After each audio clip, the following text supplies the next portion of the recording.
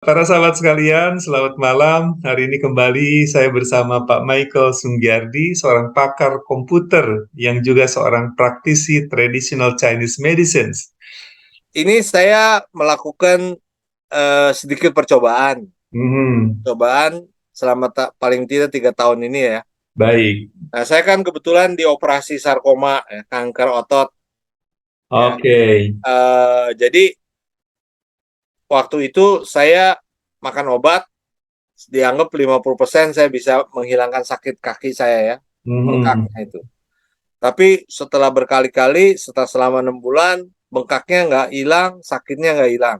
Kalau makan obat hilang. Akhirnya saya dioperasi. hmm, Nah, saya akhirnya dioperasi 30% tuh, Pak.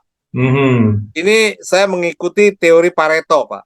Oke. Teori Pareto kan kalau kita 80% itu berarti kita sudah bisa mengantisipasi kesuksesan, Hmm, ya. Nah, jadi setelah dioperasi, setelah saya makan obat, saya bisa bisa aktif lagi, tetapi saya tetap mesti fisioterapi, Pak. oke. Karena kalau tidak fisioterapi, itu saya tidak bisa sesehat sekarang, Oke. ya. Tetapi kenyataannya 50% obat ini akan menyebabkan penyakit yang lain, Pak. Ah, punya implikasi ya, Iya, dampaknya adalah dampak saya ke tempat lain. kena kena Hmm, tekanan darah tinggi, hmm. diabetes, terus vertigo, asam lambung dan sebagainya. Jadi Ya. kita seolah-olah sembuhnya 50% lagi, Pak. tiga puluh Ah. persen plus 20%. Sembuh 50%, datang lagi 50% penyakit lain Iya, ya. iya. Ya, jadi 50% pengobatan menjadikan 50% penyakit. Oke. Nah, makanya saya larinya ke fisika, ke akupuntur. Hmm. Nah, ke akupuntur ini ternyata dengan 50% saya bisa mengatasi secara total 50%. Hmm. Nah, Oke. tinggal yang kurangnya itu adalah saya harus olahraga.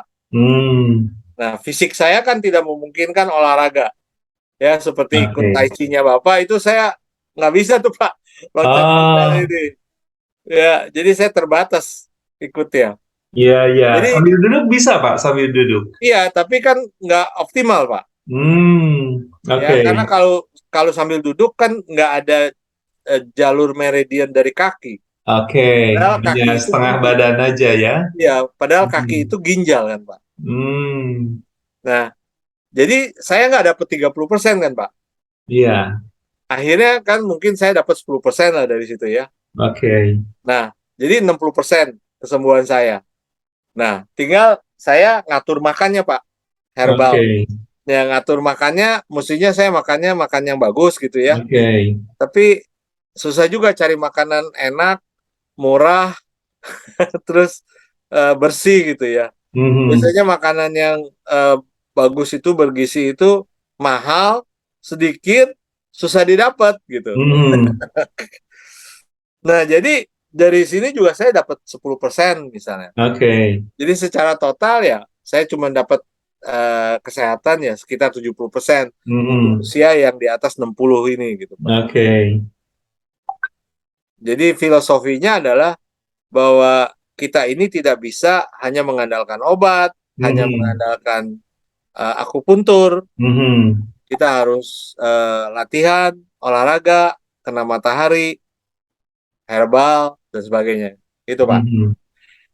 Oke, matahari penting ya, Pak. Sangat penting, Pak. Hmm, ya, ya. Kayak kayak zaman dulu, Pak, baterai itu kalau udah habis kan bisa kita jemur ya, Pak ya. Hmm. Oh iya, iya. Saya ingat zaman dulu. Iya, kalau sekarang enggak karena Sekarang enggak. karena kimianya udah diganti, Pak. Hmm, hmm. Udah Iya, pakai iya. apa eh, apa namanya litium kan? Pakai Lithium, litium. betul. Ya. Dulu Hmm, masih pakai hmm. arang, masih pakai ini. Jadi makanya bisa dijemur, oh bisa dapat lagi gitu. Iya, berfungsi lagi ya.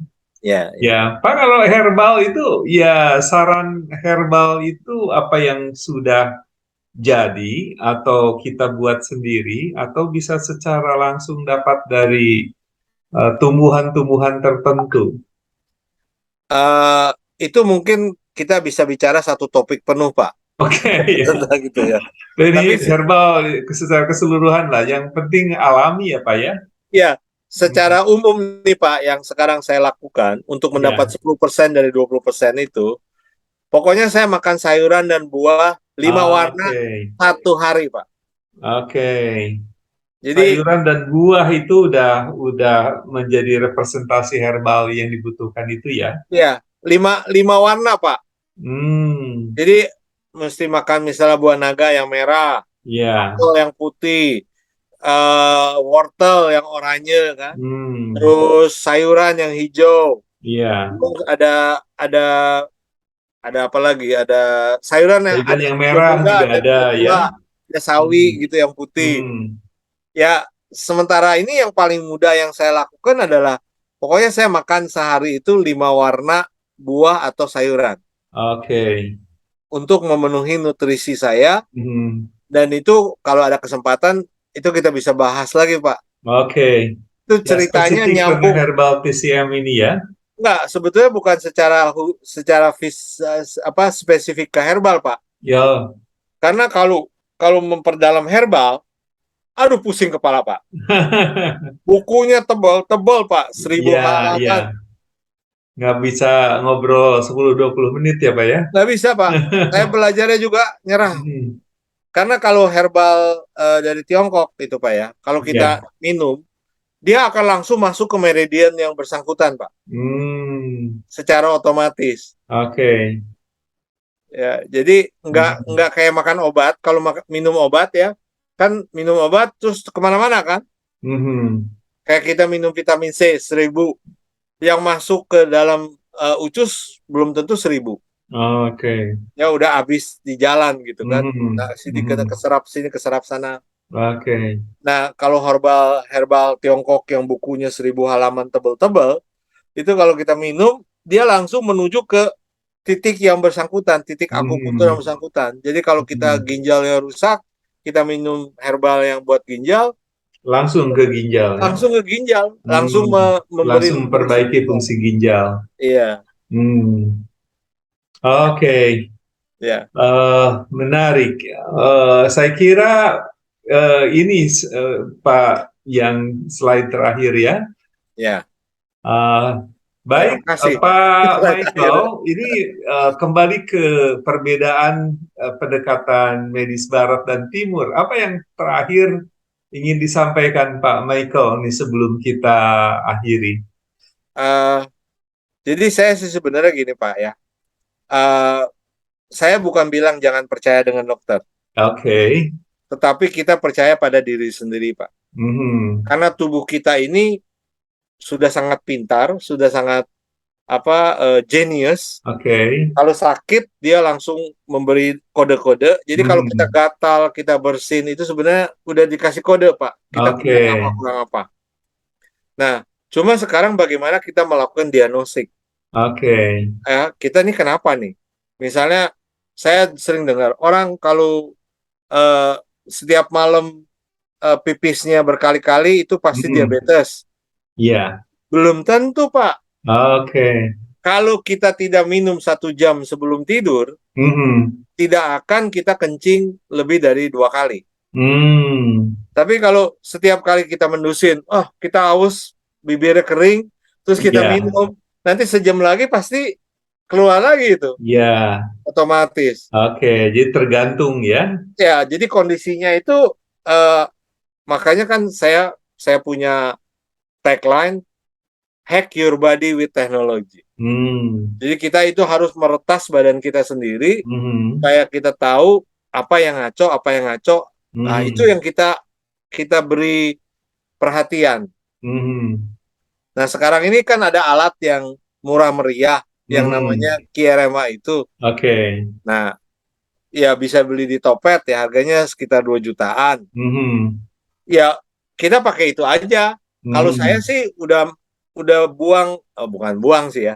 Saya udah nggak pakai tuh tensimeter, terus Mhm. periksa darah, Mhm. Oximeter, saya udah taruh jauh-jauh udah Pak. Oke, jadi cukup dengan QRMA itu ya? Ya, QRMA, saya Mhm. periksanya seminggu sekali, saya lihat, oh ada bahaya nih ginjal kita terlalu Mhm. banyak minum makan lemak ya, sehingga Mhm. ada proteinurianya. Ya udah kita nextnya kita jangan makan lemak lagi gitu. Ya. Jadi kita jadi dokter sendiri lah gitu istilahnya Mhm. ya. Mhm.